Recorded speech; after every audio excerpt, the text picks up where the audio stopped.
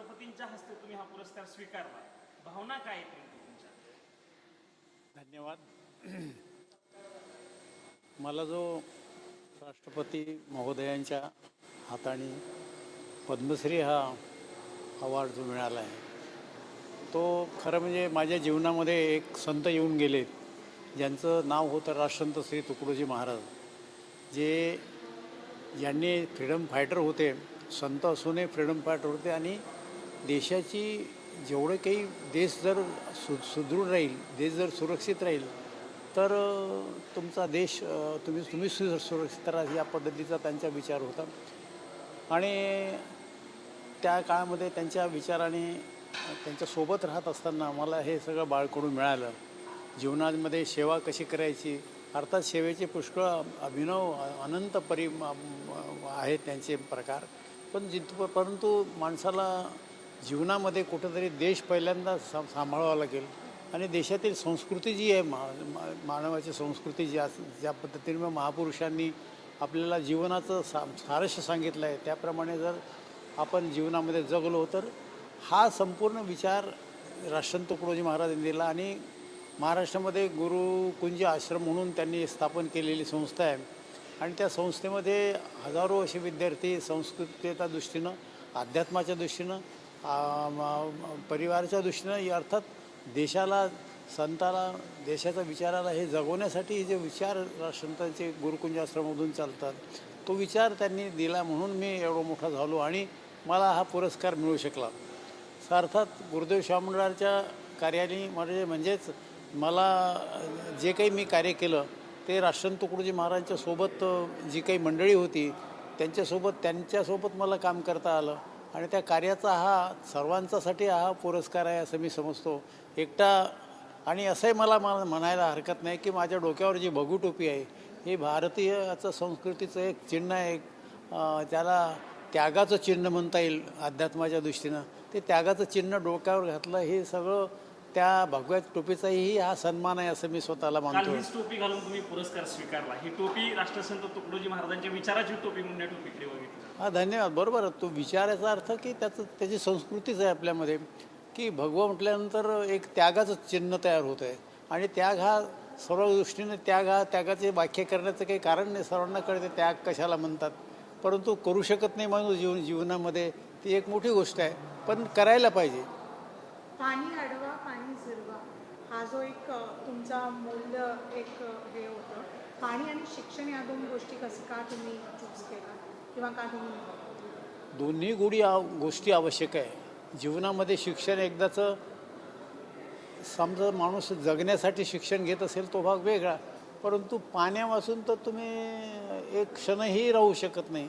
शेवटच्या अवस्थेमध्ये सुद्धा चमच्याने माणसाला पाणी टाकावं लागतं त्याच्या तोंडामध्ये, आणि शेवट त्याचा तो पाणी घेऊनच तो आपला शेवट करतो आहे, असं आपण आपल्या संस्कृतीमध्ये बघतो आहे. तेव्हा पाणी अडवा पाणी जिरवा ही तर फारच मोठी गोष्ट आहे. पाणी नसेल तर काही होणार नाही. पाणी नसेल तर कल आज आहे तो म्हणजे कल हा कधी शब्द हे निर्माण होणार नाही. आणि जीवनामध्ये पाणी ही किती मोठी गोष्ट आहे हे तर एकदाचं 8 दिवस जेवणार नाही माणूस, पण पाण्याच्या विना माणूस राहू शकत नाही.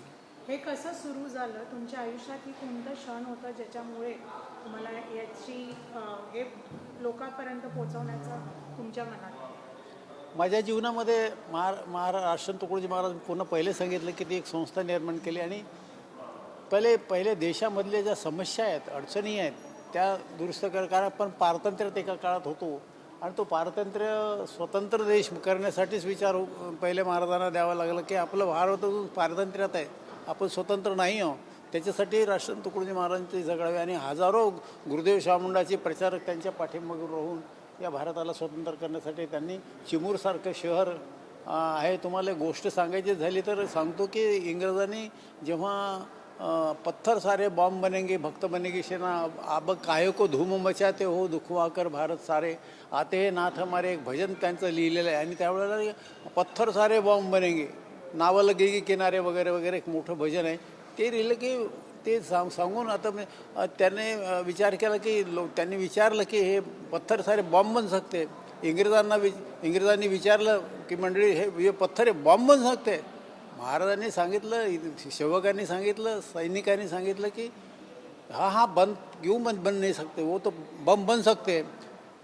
एक ऐतिहासिक गोष्ट आहे जीवनामध्ये की त्यांनी त्या चिमूरमधली 5 लॉऱ्या लावून चिमोरामधली जेवढी दगडं होती तेवढी सगळी दगडं 5 किलोमीटरवर नेऊन टाकली. म्हणजे इंग्रजांची एवढी दहशत त्यांच्या कार्यामुळे होती, त्यांच्या विचारामध्ये होती, त्यांच्या राष्ट्रप्रेमामध्ये होती. अशा पद्धतीचं राष्ट्रसंतांचं या बाबतीतसुद्धा लक्षात घेणं आवश्यक आहे. ठीक आहे, देश स्वतंत्र झाला, पण देशातल्या अनेक समस्या आपल्यासमोर आहेत. नुसतं पारतंत्र्यातून स्वातंत्र्यात आलो म्हणून एवढ्यानं भागणार नाही. तर देशामधले अनेक समस्या आहेत. आजच्या घडीला जे आपण स्वातंत्र्यामध्ये भारताची जे प्रगती पाहतो आहे ती फार मोठी प्रगती आहे. सर्व दृष्टीनेच विचार करतो आपण तो तुमच्यावरती राष्ट्रसंत तुकडोजी महाराजांच्या विचाराचा इतका मोठा प्रभाव आहे, इतका मोठा पगडा आहे. शेवट तुकडोजी महाराजांच्या एखाद्या अभंगानं ह्या किंवा एखाद्या 4 ओळी सांगून पुरस्काराचं स्वरूप किंवा पुरस्काराबद्दल आभार कसे मानाल?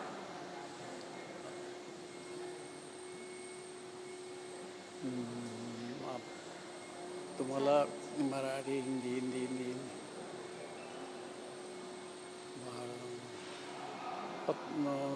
म्हणजे एक भजन आहे माझं, 1 मिनिट आठवत नाही. आठवत नाही. TMC पाणी साधारणपणे तुमच्या या योजनेतून तुम्ही शेतापर्यंत पोहोचू शकले?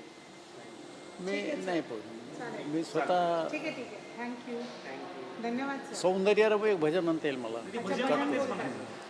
घरघरात स्वर्गीयापरी हिनष्ट या नाही नाही ते हिंदीचं भजन आहे.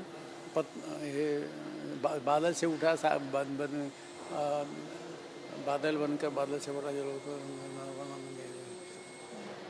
हर देशे में तू हर भेषे में तू तेरे नाम अनेक तू एक ही है. ये रंग मुभी सब विश्व भरा सब खेल में मेल में तू है तू है. सागर से उठा बादल बनकर बादल से फटा जल हो करके कहीं नहर बना नदिया गहरी तेरे भिन्न प्रकार तू एक है. चीटी से भी अनु परमाणु बना हर जीव जगत का रूप लिया. कहीं पर्वत वृक्ष विशाल बना सौंदर्य तेरा तू एक ही है. अशा पद्धतीचं राष्ट्रसंतांचे भजन पूर्वीला खूप टी व्हीमध्ये एक 20-25 वर्षाच्या अगोदर गायचं होतं.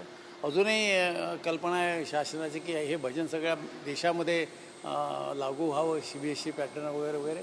पण तो विचार चांगला आहे. तर सौंदर्य रमो घरघरात स्वर्गीयापुरी ह्या गोष्टी त्यांनी त्या काळात केल्या. या देशामध्ये काही नाही, जगाचं कल्याण करा. नुसता देश म्हणून नाही म्हणता येईल, तर जगाचाही विचार आपल्याला केला पाहिजे. धन्यवाद. मला तुम्ही माझ्याकडून 2 शब्द बोलून घेतले. धन्यवाद देतो तुम्हाला.